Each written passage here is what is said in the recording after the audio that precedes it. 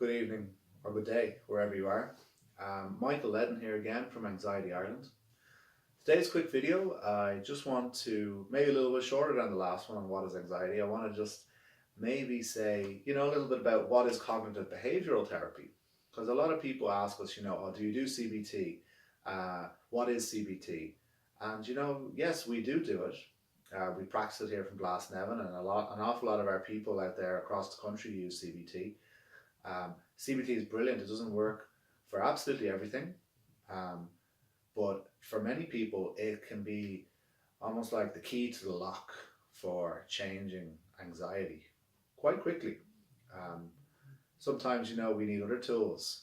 Sometimes the key doesn't work, but generally speaking, CBT is a very good key to unlock anxiety and to help you. It's the sort of thing that can never hurt, and it's probably the sort of thing that they ought to teach in schools, to be honest. So what is CBT? It's spoken about a lot. So CBT, it stands for Cognitive Behavioural Therapy. So, God, what the hell is that? So the CBT, it comes from sort of theories of around how our behaviours are very important and habits of behaviour. And also naturally you would assume cognitive. It's talking about our thinking. It's thinking about our thinking. It's looking at our thinking. But I guess when I think about CBT, the way I explain it is,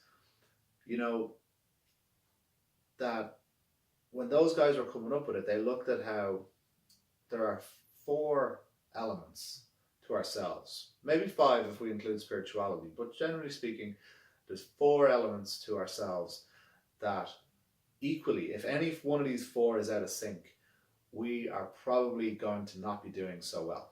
It's going to impact on us. And if several of these things are out of sync, we can be really stuck in a funk. We can be really stuck in depression, anxiety, in something really nasty, something that we don't want. So the 4 areas quickly are cognitive, we've already said, behavioural,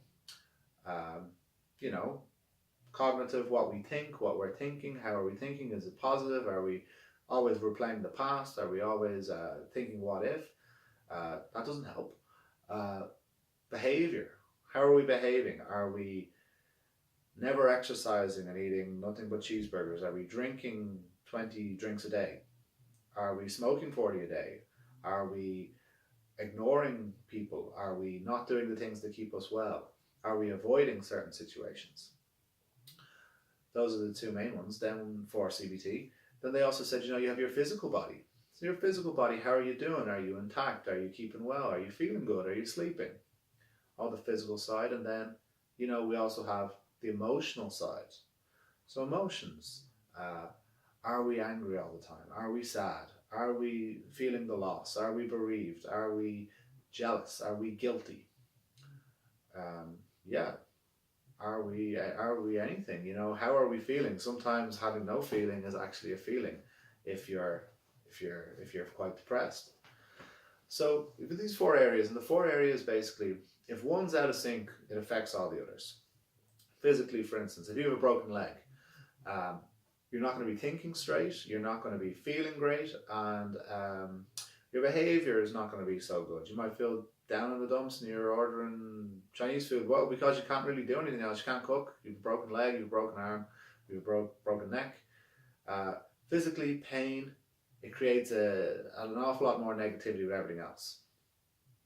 So that's one piece.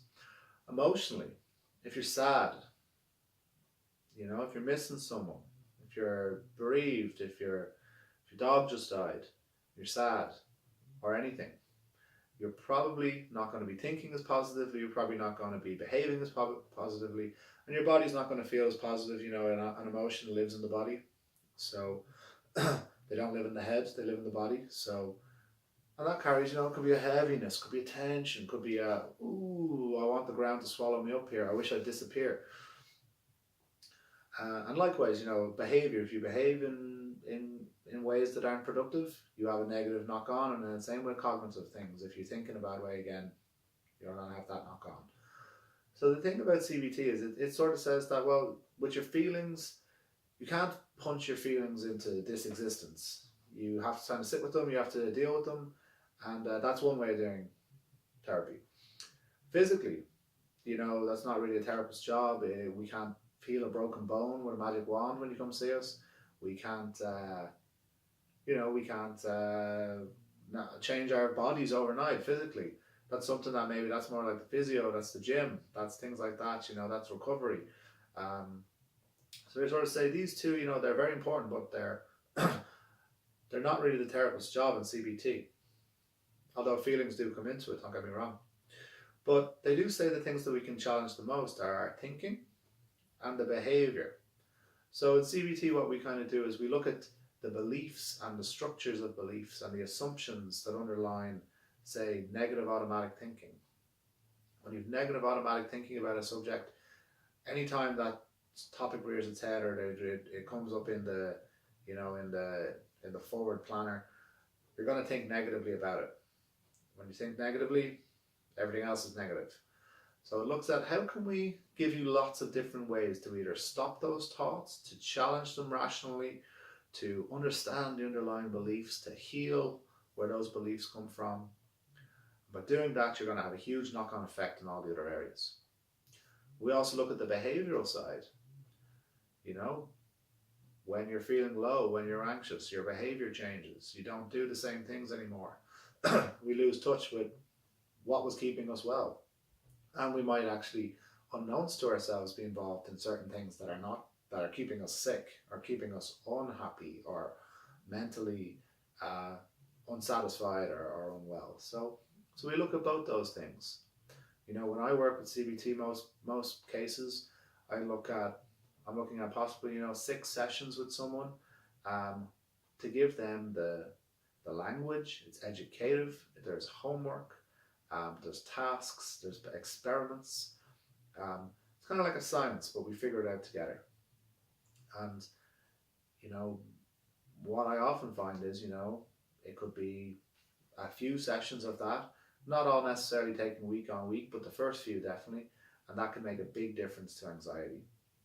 Sometimes we need to go in and look at things a little bit deeper in another way, but that's it too. When you come to therapy, you're the boss, as we see it, as I see it.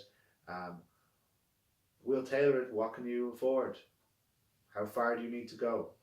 Therapy is like a journey, and I think that the end goal of the journey is for the what you call them, the guide to make himself redundant, because you know the path. You can continue unaided.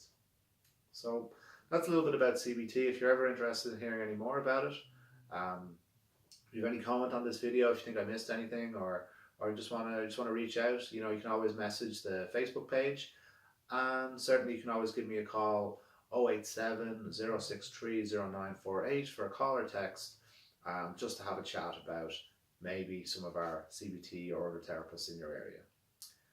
That's all now. Please keep tuned. Next video coming up again soon. Thanks so much. Bye bye.